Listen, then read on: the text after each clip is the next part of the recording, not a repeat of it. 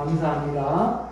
이 시간 우리에게 주신 하나님 말씀을 보시겠습니다. 창세기 1장 26절로 28절 말씀입니다.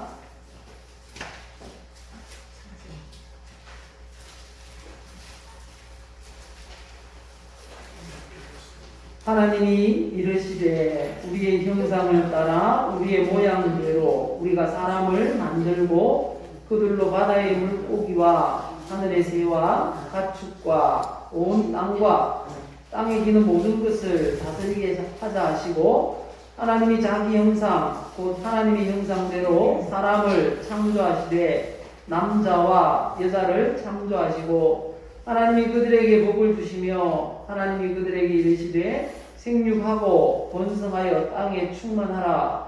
땅을 정복하라. 바다의 물고기와 하늘의 새와 땅에 움직이는 모든 생물을 다스리라 하시니라. 아멘.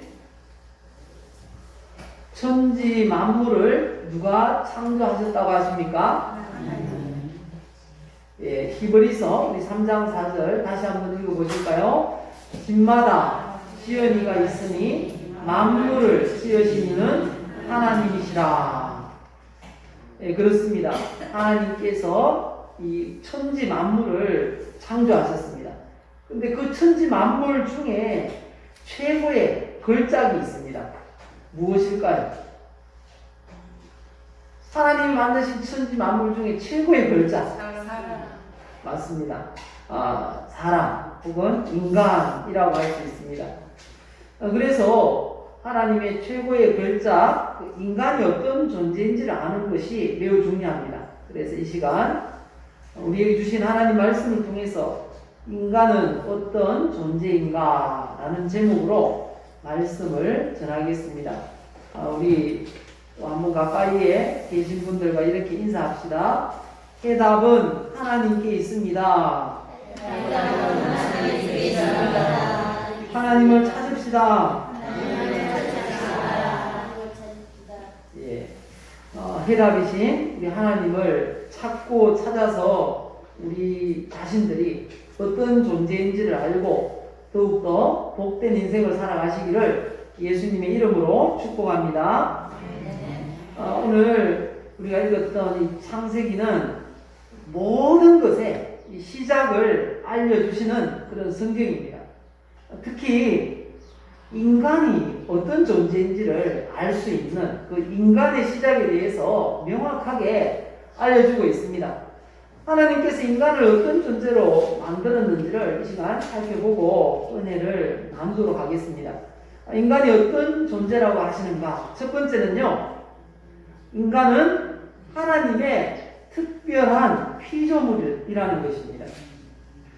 하나님은 인간을 특별하게 만들었어요. 그 특별하게 만드신 게 어떻게 만들어서 특별한가 하면요, 하나님의 형상을 따라 창조하셨다는 것입니다. 동물들은 각기 종류대로 그렇게 만들었다고 하시는데, 유독 사람만 하나님의 형상을 따라 하나님의 모양대로 그렇게 지으셨다라고 말씀하십니다. 그래서 유명한 헤르만 바빙크라는 신학자가 이런 말을 했습니다. 온 세상은 하나님의 계시이며 하나님의 백성들과 완전하심을 반영해주는 거울이다. 그러나 모든 피조물 가운데 오직 사람만이 하나님의 형상이다. 사람은 하나님의 가장 높고 가장 풍부한 계시이다. 그러므로 온 창조세계의 머리이며 면류관이다. 그래서 사람은 이 최고의 걸작 중에 걸작인 줄 믿습니다. 왜요? 사람을 하나님께서 창조하실 때 모델이 누군가 하면요, 하나님이라는 겁니다. 우리가 읽었던 본문 26절, 27절 화면에 있는 대로 다시 한번 읽어보실까요? 하나님이 이르시되 우리의 형상을 따라 우리의 모양대로 우리가 사람을 만들고, 하나님이 자기 형상 곧 하나님의 형상대로 사람을 창조하시되, 우리가 하나님의 형상을 따라 모양대로 그렇게 만들어졌다는 것입니다. 그럼 형상이란 뭘까? 형상이란 이 이미지, 닮음, 뭐 그런 의미입니다. 그리고 모양이라고 하는 건 뭐 같은 이런 라이크니스라고 같은 거라고 같은 비슷한 이런 의미입니다. 그래서 형상 모양은 같은 의미입니다. 의미적 차이가 없습니다. 성경 여러 구절을 보면 같은 의미로 어떤 데는 형상이란 말을 어떤 데는 모양이란 말을 이렇게 번갈아서 사용했다는 걸 볼 수가 있습니다. 그래서 하나님의 형상과 모양이다 라는 건 나타내고자 하는 사상이 중요합니다. 어떤 점에서 사람이 하나님과 유사한 존재라는 거죠. 어떤 부분에서. 그리고 어떤 부분에서 하나님을 대표하는 그런 존재라는 것이 중요합니다. 그러면 인간이 하나님의 형상이라고 하는데 어떤 부분이 하나님의 형상인가? 라는 거죠. 그 첫 번째는 통치력을 행사한다 라는 것에서 이 통치력을 행사한다는 점에서 하나님의 형상이라 할 수 있습니다. 하나님은 온 천지 만물을 통치하시는 분입니다. 맞습니까? 네. 그런데 그 세상 이 만물을 하나님께서 사람에게 이 통치권을 위임하셨어요. 그래서 26절에도 이렇게 말씀하시죠. 하나님이 이르시되 우리의 형상을 따라 우리의 모양대로 우리가 사람을 만들고 그들로 바다의 물고기와 하늘의 새와 가축과 온 땅과 땅에 기는 모든 것을 다스리게 하자 하시고 그렇게 계획하시고 사람을 만들었습니다. 만물을 통치하도록. 그래서 창세기 2장 15절을 보시면요. 에덴 동산에서 사람들에게 이 일을 하도록 했습니다. 2장 15절에 이렇게 말씀합니다.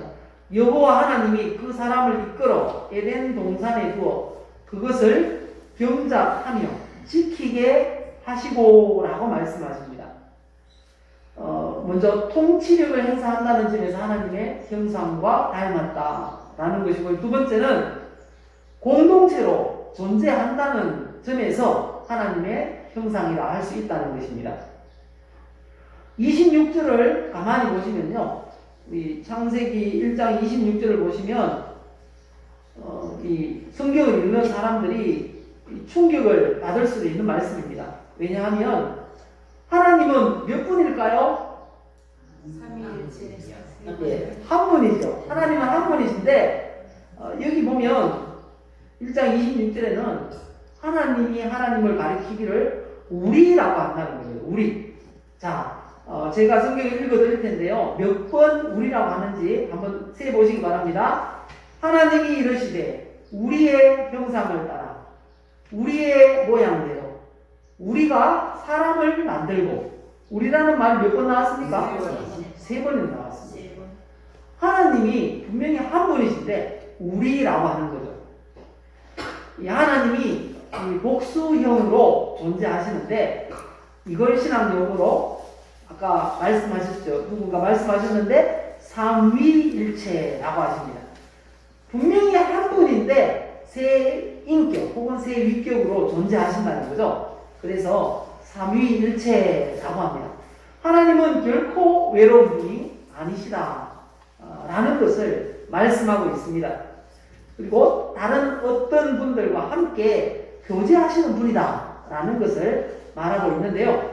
이런 하나님의 형상이 사람들에게 적용되었어요. 어떻게 적용되었을까요? 사람을 만드셨는데 어떻게 만드셨는가? 27절, 창세기 1장 27절에 보시면 이렇게 말씀합니다. 하나님이 자기 형상도 하나님의 형상대로 사람을 창조하시되 어떻게 만들었다고요? 맞습니다. 남자와 여자로 창조하셨다라고 합니다.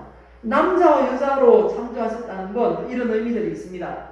남자와 여자는 동반자적인 관계를 필요로 하는 존재다라는 거죠. 그리고 남자는 여자를, 여자는 남자를 서로 보완하며 살아야 한다는 그런 의미입니다. 그리고 사람은 사회적인 존재다 주셨다라는 것을 의미합니다. 그래서 결혼 제도도 주셨다라는 것을 알 수 있습니다. 그리고 이 하나님의 형상이라는 건 마지막으로 사명이 있다는 것입니다. 하나님께서 인간을 창조하시고 가장 먼저 하신 일이 뭔지 아십니까? 사람을 창조하시고 가장 먼저 이걸 하셨어요. 본문 28절 보시면요, 성경을 읽으시면 되겠습니다. 성경에 보시면 하나님이 그들에게 복을 주시며 이렇게 말씀합니다.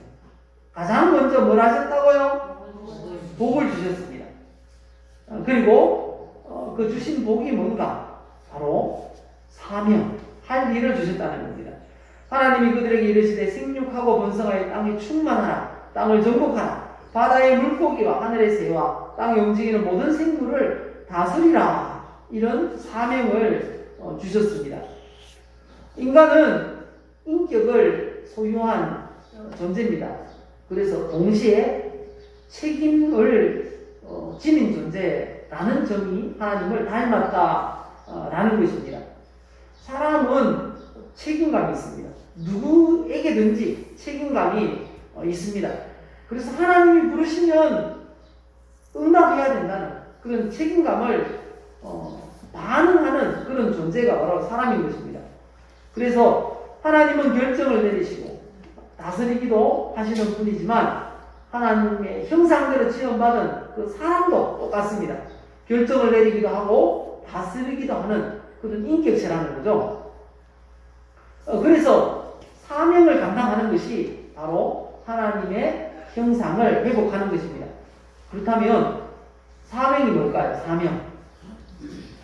사도행전 20장 24절에 보시면 사명이 나옵니다. 이 말씀 같이 읽어보십시다.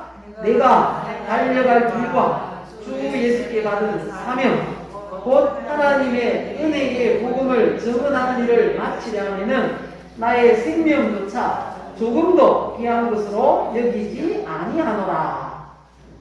사명은 곧 하나님의 은혜의 복음을 증언하는 일을 마치는 것이다, 이렇게 말씀하십니다. 복음 증언하는 걸 끝내는 게 사명이에요. 그러면 어떻게 사명을 감당할 수 있을까요? 마가복음 16장 15절을 보시면 온 천하에 다니며 만민에게 복음을 전하면 된다는 것입니다. 그런데 이게 우리의 능력으로 가능할까요?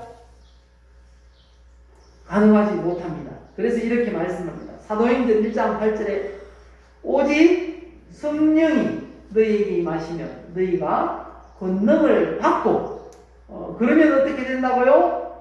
증인이 된다는 겁니다. 땅 끝까지 증인이 된다.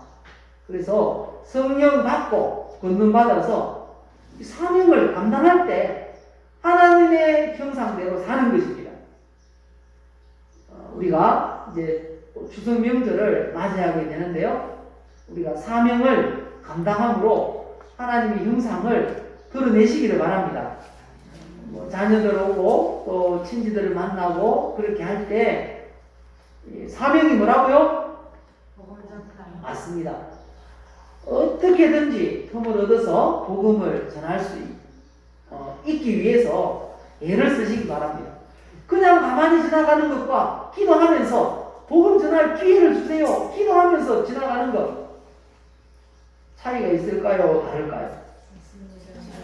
한 사람에게도 복음을 전하지 못했다 할지라도 차이는 어마어마하게 크다는 것입니다. 기도할 때 그 자녀의 혹은 친척의 마음이 열리는 줄 믿습니다. 그래서 기도하면서 복음 전할 틈을 달라고 기도하면서 명절을 보내야 되겠습니다. 자, 그리고 하나님은 인간을 특별한 피조물로 창조하신 이유가 있다는 것입니다. 왜 그렇게 하셨을까요? 하나님과 교제하도록 하기 위해서 그렇게 하셨다는 것입니다. 하나님께서 인간을 창조하실 때 이렇게 만드셨어요. 창세기 2장 7절을 보십시다. 여호와 하나님이 땅의 흙으로 사람을 지으시고 생기를 그 코에 불어넣으시니 사람이 생명이 되니라, 이렇게 말씀합니다. 그런데 다른 피조물들은 어떻게 만들었다고요? 맞습니다. 말씀 한마디로 만들었어요. 씨 가진 열매 맺는 나무를 내라. 이렇게 하시니까 과일나무가 생겼어요. 동물도 그렇게 말씀 한마디로 만들었어요. 근데 사람은 어떻게 하셨다고요? 빚으셨어요. 한 사람 한 사람 빚으시고 코에다가 생기를 푹 불어넣었어요. 그러니까 살아서 걸어다니는 살아있는 영적인 존재가 되었다는 것입니다. 이렇게 특별하게 하나님께서 만들었어요. 우리가 이 찰흙으로 무엇인가 만들고 그걸 놓고 뭐라고 합니까? 이게 내 작품이다. 그렇게 말하잖아요. 하나님도 마찬가지입니다. 사람을 그렇게 빚으시고 말씀하십니다. 우리에게. 걸작이야, 걸작. 우리 한번 더 인사하십시다. 당신은 하나님의 걸작입니다.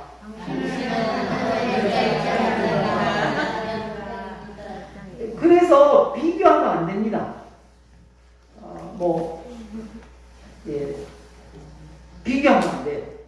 누구는 나보다 기덥고, 누구는 나보다 형편이 좋고, 누구는 나보다 잘생겼고, 비교하면 안 된다는 것입니다.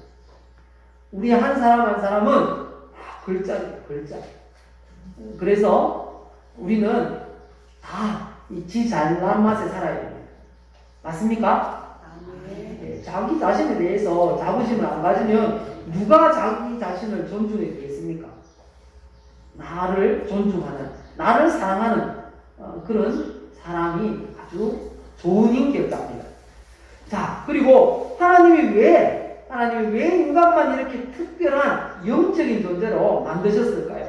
그건 하나님이 영적인 존재인 인간들과 교제하도록 하기 위해서 그렇게 하셨다는 겁니다.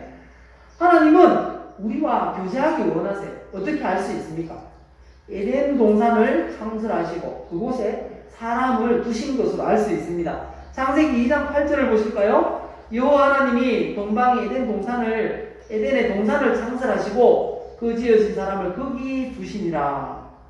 그리고요, 하나님이 사람에게 찾아오셔서 대화를 요청하셨어요. 창세기 3장 8절이하에 보면 알 수 있습니다. 하나님이 동산에 거니세요. 거니는데 사람이 아담 하와가 그걸 알아요. 소리를 들어요. 하나님의 소리를 듣고 하나님이 지나가시면서 막 노래를 불렀지 싶어요. 그러니까 알죠, 그죠? 하나님이 우리와 말씀하시기 위해 오셨구나 알아요. 그래서 아담 하와가 어떻게 했습니까? 숨었습니다. 그러니까 하나님이 또 요청을 합니다. 아담을 부르십니다. 네가 어디 있냐? 네가 어디 있냐? 이렇게 부르십니다. 그러니까 10절에 뭐라고 합니까? 내가 동산에서 하나님의 소리를 듣고 내가 벗었으므로 두려워하여 숨었나이다. 하나님이 교제를 요청하세요. 에덴 동산에 아주 완벽한 모든 것이 갖춰진 그 에덴 동산에 사람을 만드신 하나님께서 친히 걸작으로 만드신 사람을 두시고 찾아오시고 동산을 그리시면서 대화를 요청하는 그런 분이 바로 우리 하나님인 줄 믿습니다. 이런 좋은 곳에서 영원토록 살 수가 있는 그런 기회가 있었어요. 어떻게 하면 그곳에서 영원토록 복락을 누리며 살 수 있을까요? 한 가지입니다. 말씀에 순종만 하면 되었습니다. 창세기 2장 9절에 보시면요, 하나님이 만드신 에덴 동산에는 그 중간에 나무가 두 그루가 있었습니다. 어떤 나무가 있었습니까? 생명나무와 선악을 알게 하는 나무가 동산 중간에 있었습니다. 그런데 그 중에서 그 에덴 동산에는 이 사람을 유익하게 하는 모든 종류의 그런 이 과수들이 많았습니다. 그거 먹으면 평생 일은 하지 않아도 그냥 관리하는 거죠. 그냥 다스리는 것입니다. 그곳에서 있으면 아무것도 옷도 걸치지 않아도 불편함도 없어요. 사람의 몸을 해할 것도 없는 것입니다. 그곳에서 영원 복락을 누리며 살 수 있기 위해서는 한 가지만 하면 돼요. 한 가지. 다른 건 다 마음대로 해도 되는데 요것만 하지 말라는 거예요. 그게 뭡니까? 동산 중앙에 있는 선악을 알게 하는 나무의 열매만 먹지 말라는 것입니다. 그거 한 가지만 순종하면 영원토록 거기서 살 수 있어요. 특별히 생명나무는 따먹으면 영생한다는 것입니다. 영생하는 그런 과일나무도 하나님이 에덴 동산에 심어 놓으셨어요. 그리고 한 개만 하지 말라고 당부를 하셨죠. 먹는 날에는 반드시 죽으리라고. 17절 보실까요? 선악을 알게 하는 나무의 열매는 먹지 말라. 네가 먹는 날에는 어떻게 된다고요? 반드시 죽으리라. 당부를 하셨다는 것입니다. 그런데 사람이 지금도 에덴 동산에서 복락을 누리며 살고 있습니까? 우리가 지금 에덴 동산에 살고 있습니까? 아니요. 예, 에덴 동산이 아니고 에덴동이 아니고 신동에 살고 계시고 그렇게 살고 있잖아요. 에덴 동산에서 쫓겨났어요. 창세기 3장 24절을 보실까요? 하나님이 그 사람을 쫓아내시고 이렇게 말합니다. 에덴 동산에서 쫓겨났어요. 그리고 생명나무의 길을 지키게 하셨어요. 사람이 들어가서 죄 지은 사람이 생명나무 따먹고 영생할까봐 그걸 지키도록 하셨어요. 못 들어가도록. 왜 이렇게 되었을까요? 하나님의 말씀에 불순종하고 죄를 지었기 때문입니다. 그래서 두 번째, 인간이 어떤 존재인가? 인간은 하나님께 죄인이다 라는 것입니다. 인간이 어떤 죄를 지었다고 하십니까? 예, 먹지 말라고 명령하신 에덴 동산에 있는 그 선악과를 따먹은 죄입니다. 그러면 많은 사람들의 의문을 가집니다. 과일 하나 따먹었는데 그게 그렇게 죽을 죄인가요? 이런 의문을 가질 수가 있다는 것입니다. 그런데 창세기를 자세히 읽어보면 그게 왜 그렇게 큰 죄인지 알 수 있다는 거죠. 하나님은 그 선악과 열매를 따먹지 말라고 말씀하셨죠. 반드시 죽는다고, 그거 먹으면 반드시 죽는다고 우리 창세기 2장 16절 17절에 분명하게 말씀하셨습니다. 그런데 그 선악과를 두고 이 뱀이 뭐라고 했는가 하면요, 창세기 3장 4절을 보실까요? 보시면 뱀이 뭐라고 했습니까? 하나님은 반드시 죽으리라 그렇게 말씀하셨는데 뱀은 뭐라고요? 결코 죽지 않냐. 하나님 말씀이 맞겠습니까? 뱀의 말이 맞겠습니까? 하나님 말씀이 맞죠. 그런데 아담 하와가 누구의 말을 순종하고 누구의 말을 불순종했습니까? 뱀의 말에는 순종하고 하나님 말씀에 불순종했습니다. 그래서 6절을 보시면요, 하와가 따먹고 남편에게 주니까 남편도 먹은지라 이렇게 말씀하십니다. 하와를 유혹해서 이 선악과를 따먹게 했던 이 뱀이 어떤 존재일까요? 그 실체를 알면 깜짝 놀랄 수밖에 없습니다. 요한계시록 12장 9절, 큰 용이 내쫓기니 옛뱀 곧 마귀라고도 하고 사탄이라고도 하며 온 천하를 깨는 자라. 그가 땅으로 내쫓기니 그의 사자들도 그와 함께 내쫓깁니다. 여기 보면 마귀, 사탄이라는 것입니다. 이 뱀이 사탄이에요. 하와를 유혹해서 하나님 말씀을 불순종하게 했던 이 뱀이 사탄이라는 것입니다. 이 하늘에, 원래는 하늘의 천사였죠. 쫓겨날 때 이 천사장으로서 쫄개 천사들까지 데리고 내려왔다는 겁니다. 그래서 타락한 천사들은 오늘날 우리가 말하는 귀신이라는 거죠. 귀신. 그리고 이 쫓겨난 천사장, 타락한 천사장은 사탄이라고 성경이 말씀하고 있습니다. 그래서 선악과라는 과일 하나 따먹은 것, 그것이 큰 죄가 되는 결정적인 이유는 하나님의 말씀에 불순종했다는 것입니다. 그게 큰 죄가 되었다라는 것입니다. 이렇게 죄를 지은 인간은 하나님을 떠나게 되었습니다. 하나님을 떠난 인간들은 이제 고통 속에 사는 존재가 되었습니다. 그렇게 고통 속에 살다가 죽게 되었다는 거죠. 창세기 3장 16절 보실까요?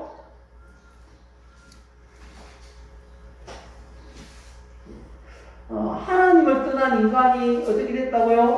고통 속에 살다가 죽는 그런 존재가 되었습니다. 창세기 3장 16절 이하에 보시면 그렇게 말씀하시는데요. 성경을 한번 보고 우리 읽어볼까요? 또 여자에게 이르시되 내가 네게 임신하는 고통을 크게 더하리니 수고하고 자식을 낳을 것이며 이렇게 쭉 얘기합니다. 그리고 남자는 어떻게 되었습니까? 남자는 17절 보시면 아담에게 이르시되 네가 네 아내의 말을 듣고 내가 내게 먹지 말라 한 나무의 열매를 먹었은즉 땅은 너로 말미암아 저주를 받고 너는 내 평생에 수고하여야 그 소산을 먹으리라. 내가 흙으로 돌아갈 때까지 죽는다는 것입니다. 이제 죽게 되었습니다. 근데 죽을 때까지 땀을 흘리며 수고하고 또 몸에 질병으로 인해서 고통을 당하고 그렇게 살아야 한다라고 말씀하고 있습니다. 그래서 하나님을 떠난 이 존재가 이렇게 비참한 처지가 되었습니다. 좀 더 구체적으로 말씀드리면요, 이 하나님을 떠난 인간은 저주와 사주팔자에 묶이게 되었다는 것입니다. 영적인 신분이 달라졌어요. 타락하기 이전과 이후 신분이 달라졌습니다. 이전에는 하나님의 걸작이었고 하나님의 자녀였습니다. 그런데 타락한 이후에 사람이 어떻게 되었습니까? 요한복음 8장 44절 보면 너희는 너희 아비 마귀에게서 났으니 영적인 신분이 마귀의 자녀로 전락해 버렸습니다. 이걸 에베소서 2장에는 영적으로 죽은 것이다.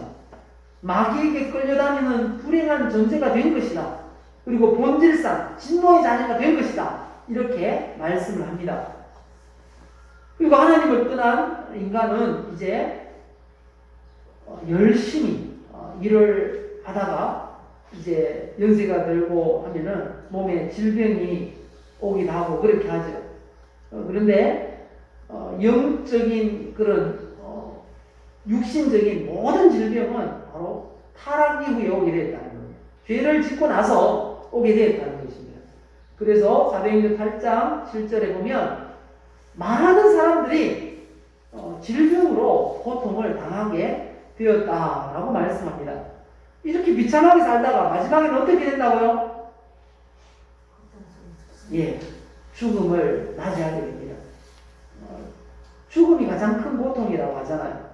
히브리서 9장 27절에 보면 한 번 죽는 것은 사람에게 정해진 것이요 라고 말씀합니다. 한 번 죽게 되어 있습니다. 모든 사람은 죽게 되어 있습니다. 그럼 죽음이 인생의 끝일까요? 아니라는 것입니다. 그 후에는 뭐가 있다고 합니까? 심판이 있다는 것입니다. 죽음은 인생의 끝이 아니고요. 죽음 이후에는 심판을 받고 그 심판의 결과에 따라서 천국에 가기도 하고 지옥에 가기도 한다는 것입니다. 요한계시록 21장 8절 보면 마귀의 자녀들은 어떻게 된다고 합니까? 여기 보면 마귀의 자녀들은 두려워하는 자들과 믿지 아니하는 자들과 흉악한 자들과 살인자들과 음행하는 자들과 점술가들과 우상 숭배자들과 거짓말하는 모든 자들은 불과 유황으로 타는 못에 던져지리. 이것이 둘째 사망입니다. 천국에 갈 때는요, 누가복음 16장에 보면 이 거지 나사로가 죽었잖아요. 죽었을 때 천국으로 갈 때 어떻게 갔다고 합니까? 천사들에게 받들려서 그렇게 천국으로 들어갔다고 합니다. 그런데 여기 지옥에는 어떻게 들어갑니까? 예, 던져진다고 합니다. 그냥 내팽개친다는 겁니다. 천사들이 끌고 가가지고 내팽개친다는 거예요. 천국, 지옥으로. 그게 둘째 사망이다. 영원히 나올 수 없는 지옥에 들어가는 것입니다. 그리고 자녀들은 어떻게 됩니까? 자녀들에게는 영적인 유산을 물려줍니다. 대대로 망할 유산. 뭡니까? 고린도전서 10장 20절. 읽어보실까요? 무릇 이방인의 제사하는 것은 귀신에게 하는 것이요 하나님께 제사하는 것이 아니니 나는 너희가 귀신과 교제하는 자 되기를 원하지 아니하노라. 제사라는 풍속을 물려줘서요 대대로 망하게 한다는 것입니다. 출애굽기 20장 4절을 보면요, 이 제사를 지내고 우상을 숭배하면 대대로 망한다.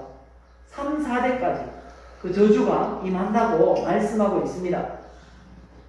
이걸 갖다가 이렇게 믿지 않는, 예수 믿지 않는 사람들이 살아가는 모든 일생을 뭐라고 하는가 하면요, 운명이라고 합니다. 운명. 사주팔자라고 합니다. 성경적인 용어로는 로마서 8장 2절을 보시면요, 죄와 사망의 법이라고 합니다. 죄로 인해서 죽을 수밖에 없는 법, 죄와 사망의 법이라 이렇게 말씀하고 있습니다. 그래서 사람은 죄인입니다. 죄인입니다. 그래서 모든 사람에게는 필요합니다. 누가 필요합니까? 예, 구세주가 필요한 그런 존재가 되었다는 것입니다. 마지막 세 번째는 인간은 구세주가 필요한 존재다라는 것입니다. 하나님은 죄로 인해 저주와 고통을 받으며 살다가 죽어서 지옥 갈 수밖에 없는데 하나님께서 살 길을 열어주셨습니다. 창세기 3장 15절 보실까요? 살 길이 뭔지. 여기 보면 내가 너로 여자와 원수가 되게 하고 내 후손도 여자의 후손과 원수가 되게 하니 여자의 후손은 내 머리를 상하게 할 것이요 너는 그의 발꿈치를 상하게 할 것이니라 이렇게 말씀하십니다. 여자의 후손이라는 이 말이 바로 최초복음이라는 거예요. 원시복음, 최초복음.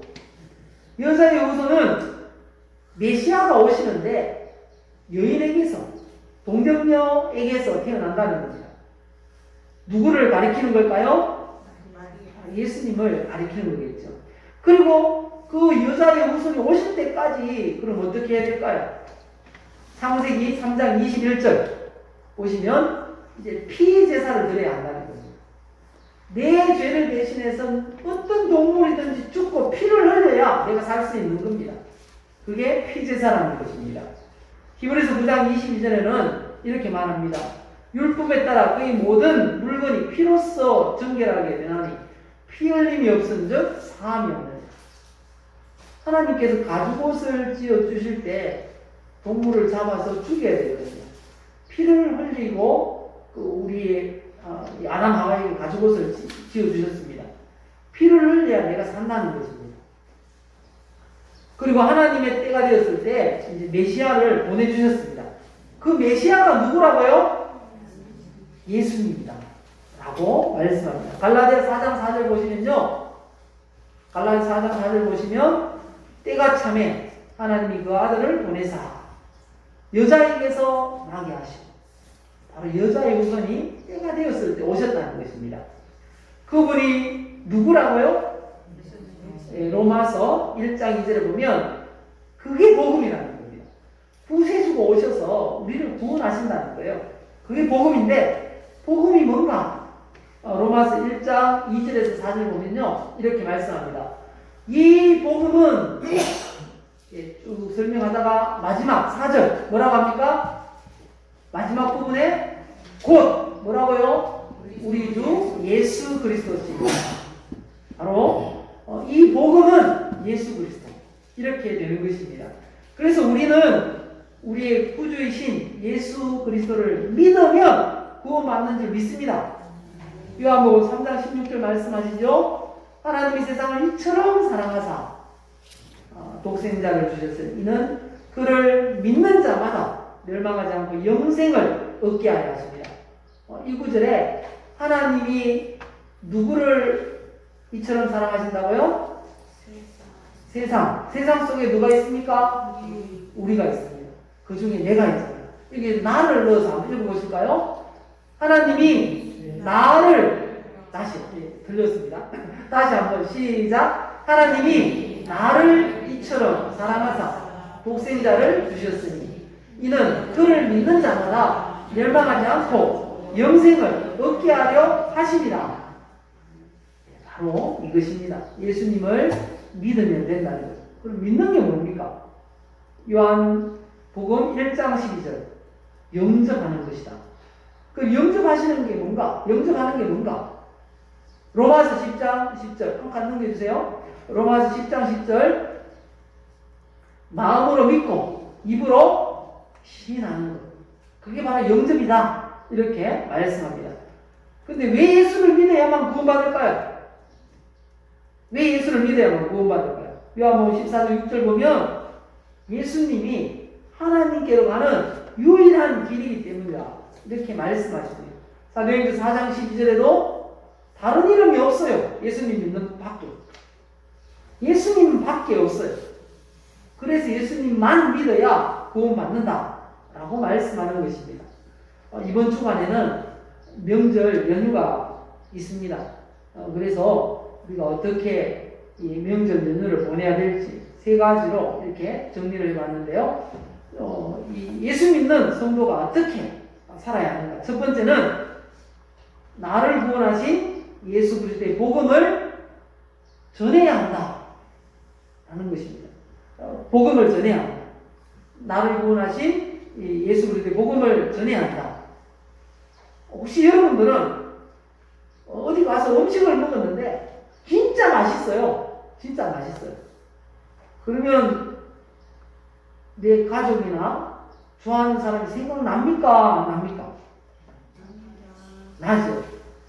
언제 한번 같이 가서 먹으면 좋겠는데 생각나잖아요. 그런 것처럼 예수 믿는 게 좋습니까? 안 좋습니까? 예, 좋은데 인상은 좀 아닌 것 같습니다. 네. 최대한 밝은 모습으로 우리 예수 믿는 분들은 명절에 좀 힘들어도 얼굴 찡그리지 마시고 최대한 밝은 모습으로 웃으면서 맞이하시기 바랍니다. 좋아요 하는데 얼굴은 죽을 상이에요. 좋은 거 맞습니까? 우리가 복음을 전하기 위해서는 얼굴을 최대한 밝게 해야 돼요. 한번 따라 하실까요? 얼굴이 전도지다. 얼굴이 전도지다. 얼굴이 전도. 가족들 향해서 최대한 밝은 표정을 지으면서 맞이하시기 바랍니다. 그렇게 복음을 전하시고요. 두 번째는 예배드려야 됩니다. 오직 하나님께 예배드려야 됩니다. 제사 지내는 게 아니고 하나님께만 예배드리시기 바랍니다. 마지막으로 하나님의 뜻대로 살아야 안 되겠습니까? 하나님 뜻대로 살아야 됩니다. 그 하나님 뜻이 뭡니까? 데살로니가 전서 5장 16절 이하의 말씀에 잘 아시죠? 데살로니가 5장 16절 이하의 말씀 보시면요. 뭐라고 하십니까? 항상 기뻐하라. 쉬지 말고 기도하라. 범사에 감사하라. 이것이 그리스도 예수 안에서 너희를 향한 하나님의 뜻이니라. 이렇게 말씀합니다. 뭐라고요? 어떻게 하는 게 하나님의 뜻이라고요? 항상 기뻐하고 쉬지 말고 기도하고 범사에 감사하는 게 하나님의 뜻이라고 말씀하십니다.